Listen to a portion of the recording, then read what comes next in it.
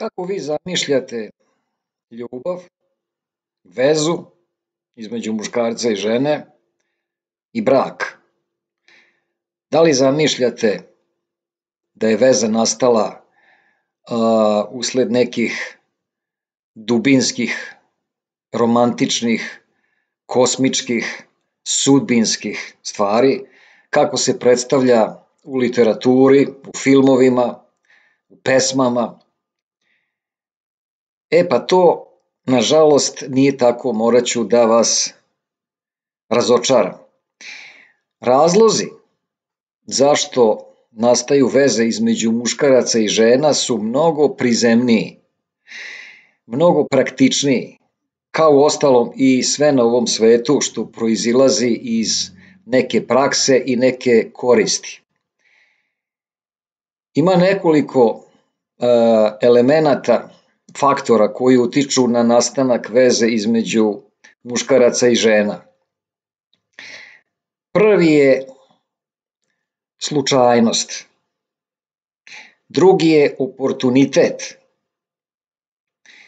i treći faktor to su određene frustracije, traume i neuroze iz mlađeg perioda, iz mlađeg uzrasta, odnosno iz detinjstva, čak i iz ranog detinjstva. Mnogi misle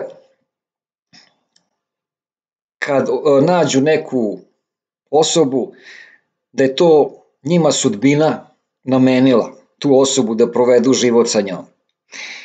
Možda misle u početku, ali kad se upoznaju sa tom osobom i vide sve njene nedostatke i mane, razočaraju se i vide da to nije tako idealno kako su zamislili. I to su već dovoljni razlozi za raskid i prekid veze ili braka.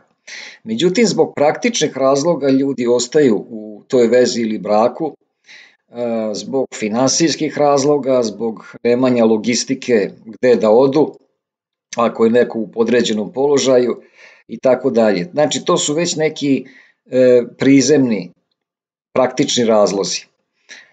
Da vidimo kako veza nastaje.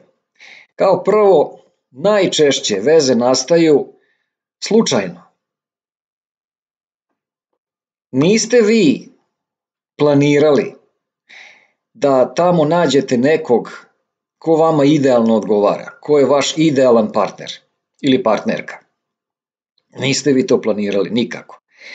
Čak i ako vam se neko sviđa jako, fizički, i odgovara vam u svakom pogledu, to ne znači da će on hteti da bude sa vama. Koliko je bilo puta, koliko se desilo još u srednjoj školi, da ste bili zaljubljeni u nekog tamo ko se isticao. Uvek u svakom razredu bude neko ko se ističe po lepoti, ko je zgodan, ko je superioran u odnosu na ostale. I svi su pomalo zaljubljeni u tog muškarca ili ženu. Međutim, ni izdaleka nije slučaj da taj ko je idealan hoće da uzvrati ovima koji su zaljubljeni u njega. I to samo ostaje u domenu želja i mašte. Kada vas neko odbije, neko ko vam se jako sviđa i za koga mislite da je idealan za vas, vi ćete to veoma teško podneti. Sledeći put, neko drugi za koga mislite da je idealan, ako vas odbije, to ćete još teže podneti. To su sve udarci na vaš ego. I onda se nećete tako lako zaletati da budete sa nekim ko je možda iznad vaše kategorije. Jer nije realno, ako je recimo devojka po izgledu od 1 do 5 neka 4, što je veoma dobra ocena, a muškarac je 2 realno, totalno je nerealno da on očekuje da ona bude sa njim. Na osnovu čega? Šta on to njoj pruža? Pogotovo ako su srednja škola, recimo. Pa još taj materijalni moment nije izražen, muškarac naravno u srednjoj školi ne može da zarađuje neke pare da bi time privukao tu devojku. On praktično tu nema nikakve šanse. Ta devojka će da bude sa nekim muškarcem koji je njenog ranga, koji je 4 ili možda 4+ ili 5. I mnogi muškarci koji su zaljubljeni u nju će patiti. Ona će im biti žarka želja, nikad ne ostvarena. I onda kako vreme prolazi, pošto ljudi uče kroz praksu i ti muškarci će shvatiti da ili će ostati sami i večito će maštati o nekoj idealnoj lepotici koja neće da bude sa njima, ili će naći daj šta daš, da ne bi ostali sami, da bi bili sa nekim. I onda će početi da primećuju da i neke devojke koje nisu tako dobrog izgleda kao ova lepotica koja je najlepša u razredu, da i te devojke koje su možda 2,5 ili 3 nekih ocena, da one gledaju njih, te muškarce. I onda će muškarci da počnu da gledaju te devojke i nekako će svoje želje i moguće domete da spuste na neku realnu meru. I vrlo verovatno da će da se upare sa sebi sličnima. Ali to znači da nisu se oni uparili zbog toga što su oni planirali da budu s tim nekim prosečnim devojkama. Ne, nego to je oportunitet. To im se situacija namestila. Nemaju mogućnosti izbora. Druga je stvar ko je superioran i intelektualno i fizički i hoće ga suprotni pol. To je druga stvar, taj može da bira. To je par excellence nešto. I takvi slučajevi su retki. Ali, kad svedemo to sve u neke realne okvire, preostaje jedino oportunistički tim muškarcima prosečnim da nađu isto tako prosečne devojke. I te prosečne devojke su gledale nadprosečne muškarce, ali nisu mogli da budu sa njima. Ili su pak bili prosečna devojka sa nadprosečnim muškarcem, on je naravno bio s njom jednom, 2 put, pa je našao neku drugu. I onda su one tu bile strašno povređene i iz tog svog bola i muke su se pomirile sa činjenicom da ne mogu da imaju za dužu vezu takvog superiornog muškarca i onda su se okrenule ovim muškarcima koji ih hoće. To se zove oportunizam. A slučajnost je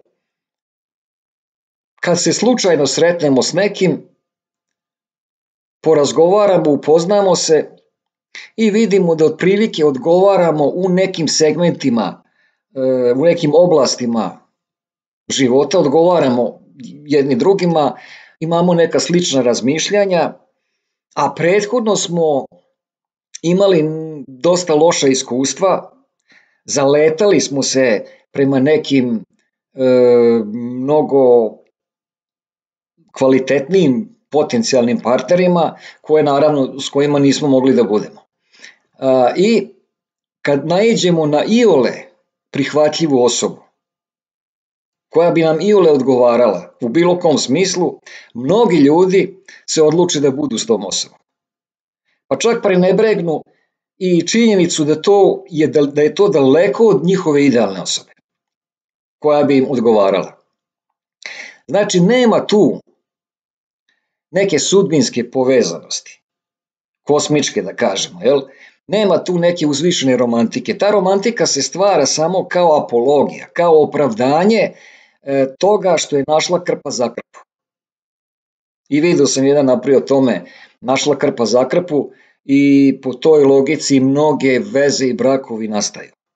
Šta to znači? To znači probali smo sa nekim ko je bolji od nas, nije nam išlo, nisu nas hteli i onda daj šta daš, nađemo negde sebi sličnog ili slično. I to se zove našao lonac poklopac ili našla krpa za krpu. Slučajnost je takođe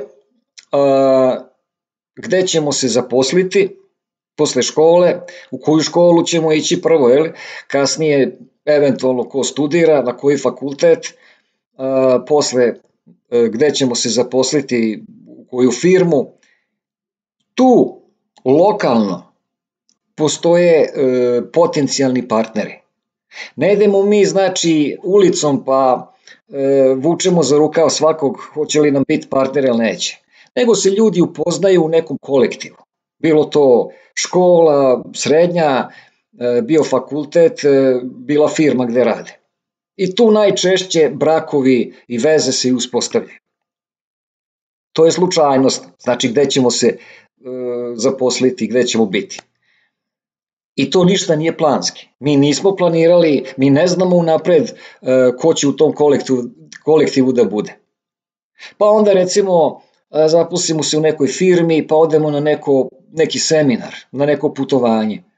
Pa tamo sretnemo nekog iz neke druge firme, iz nekog drugog grada, seminar traje, ne znam, možda 3-4 dana, pa svi se upoznamo, pa pričamo i onda se iskristališe ko kome odgovara tu po nekom mentalitetu, po nekoj priči, onda se oni izdvoje koji su slični, pa malo odu negde u šetnju, pa se tu još dublje upoznaju i tako nastanu te veze.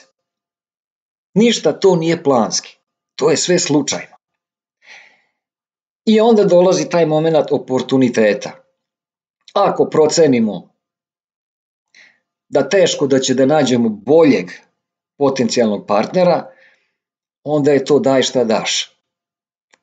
Ovde vam se ukazala prilika, inače na engleskom opportunity, to znači prilika. Znači oportunitet ili oportunisti su oni koji grabe priliku. Vi kad vidite da teško nešto bolje da ćete da nađete od toga, vi tu priliku zgrabite i to vam je budući partner. I onda počinje u vašem mozgu opravdavanje toga.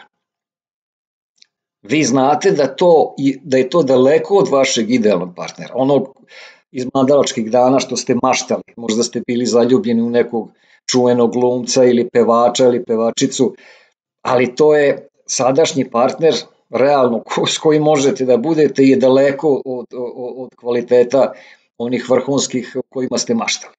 I onda vi to znate, ali onda vaš mozak počne da radi u korist opravdavanja zašto ste vi sa sadašnjim partnerom. I onda kažete ova osobina mu je dobra, pa ona osobina mu je dobra, a sve loše osobine zanemarite, stavite pod tepih. To se zove idealizacija partnera. Znači koristite tehniku idealizacije da bi ga uzdigli u svojim očima. I onda nastavite tu vezu.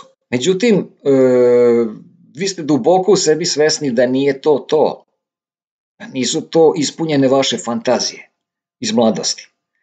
I morate, što kaže, da progutate tu gorku pilulu, da se i pomirite sa nekim nedostacima koji taj partner ima. Sad treći faktor koji je veoma bitan.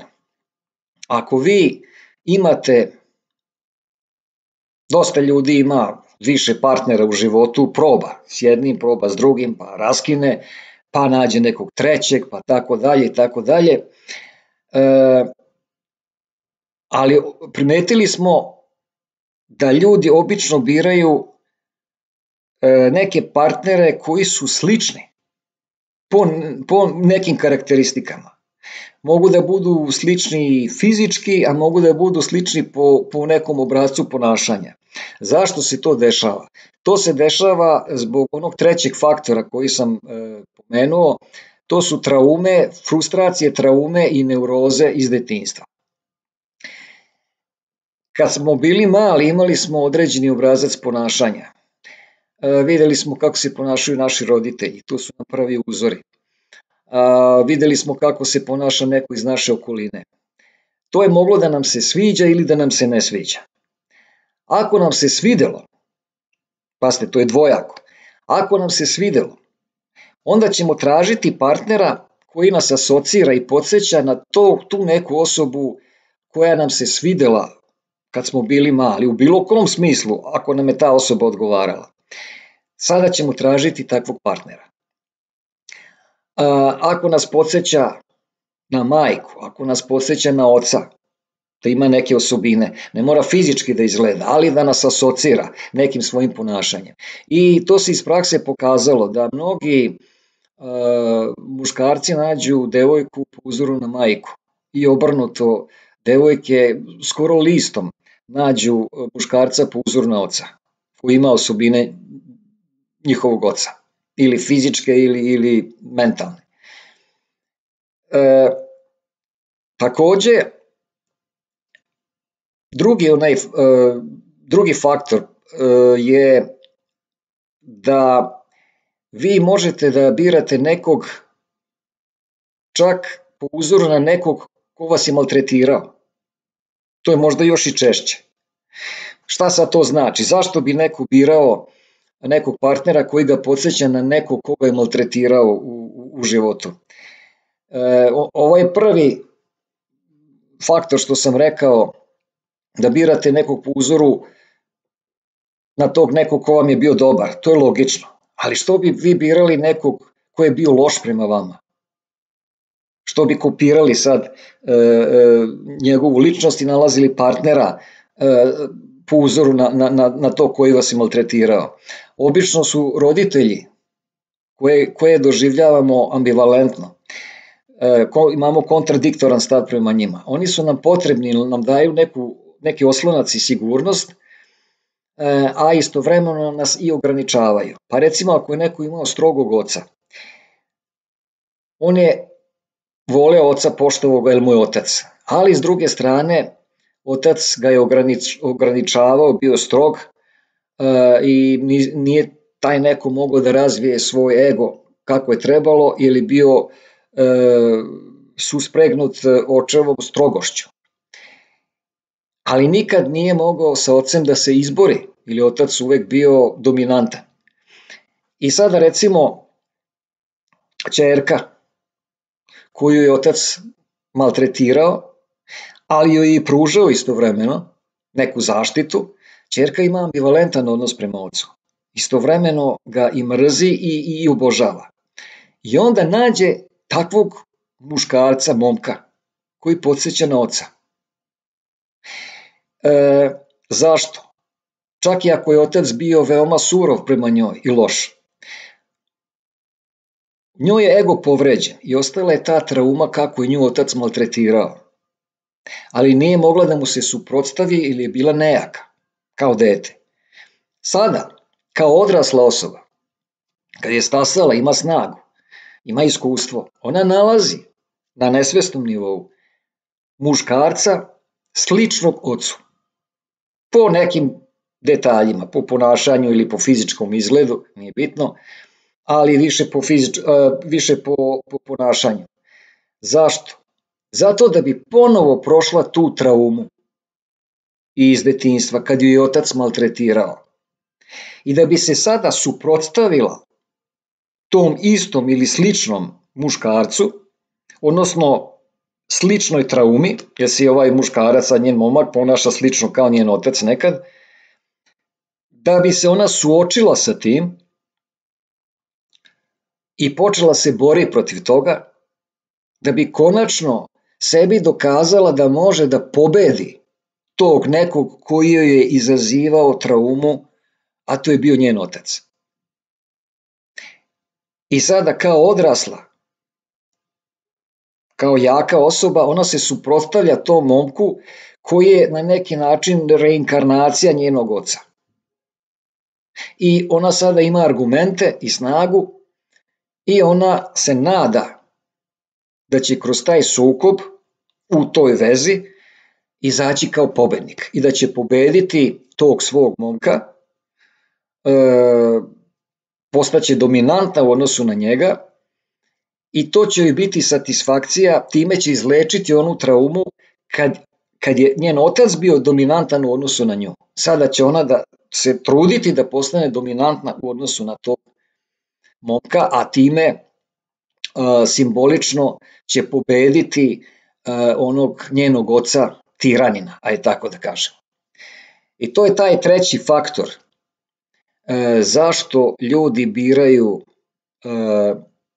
određen tip partnera i mnogima nije jasno sa strane, ko gleda, ko nije upoznat s tim, zašto su baš odabrali nekog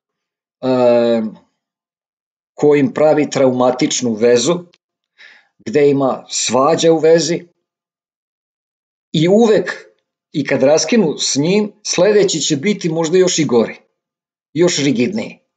I uvek biraju sličan profil ličnosti za partnera. Biraće uvek sličan tip, sličan profil, dokle god ne otklone onu traumu iz detinjstva. Znači, dođe im jedan koji je sličan, primer njihovom ocu, bore se s njim, ili uspeju da se izbore ili ne, raskinu, nađu sledećeg, sličnog ili još goreg i opet se s njim bore i stalno pokušavaju da izađu kao pobednici. Nekad to traje čitav život, nekad nikad ne izađu kao pobednici, a nekad izađu. I ako to prevaziđu, onda su tek spremni da grade vezu sa nekim ko možda i nije taj profil čoveka, ali da grade vezu na zdravim osnovama. Eto, to su neki razlozi zbog i faktori koji utiču zašto i kako ljudi biraju potencijalne partnere. Znači, nikakva tu romantika nije, nikakvi uzvišeni sudbinski ili kosmički razlozi, nego su to razlozi sasvim prizemne i praktične prirode, kao što je ostalom i sve ovo što nas okružuje. To je samo borba za naš prostor, za razvijanje nas kao ličnosti i za razvijanje našeg ega. Ukoliko i vi imate neke probleme u vezi i nije vam jasno kako da se izborite sa vašim partnerom ili sa traumama iz prošlosti koje vas prate, a ovi videi vam nisu dovoljni, možete zakazati privatne online konsultacije kod mene, gde ćemo sve te vaše dileme razrešiti. Detaljno ćete mi ispričati vaš slučaj, ja ću vas pažljivo saslušati, napravit ćemo analizu celog slučaja i onda ću kao zaključak vam dati jasne i precizne savete šta je najbolje da uradite u datoj situaciji da bi problem ili trajno rešili ili prevazišli da vam dalje ne smeta u životu i u vašem daljem napretku. Možete se javiti u privatne poruke ili na telefonu u opisu profila. Eto, toliko u ovom videu, pa vidimo se uskoro. Prijatno!